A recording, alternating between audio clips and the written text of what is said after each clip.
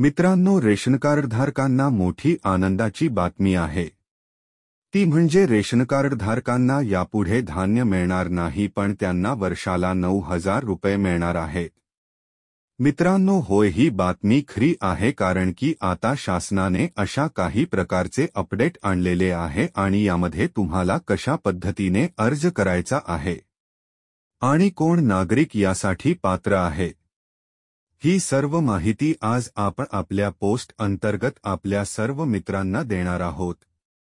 Ration card एक असे document आहे जी की आपल्याला आपल्या भारताचे भारतीय नागरिकत्व सादर करण्यासाठी हे कार्ड आणि महत्त्वाचे डॉक्युमेंट आहे।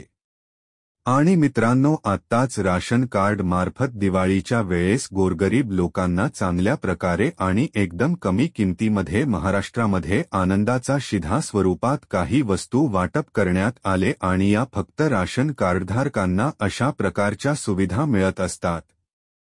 तर मित्रांनो, कोण नागरिक या योजनेसाठी पात्र आहेत आणि कुणाला वार्षिक 9,000 रुपये मिळणार आहेत?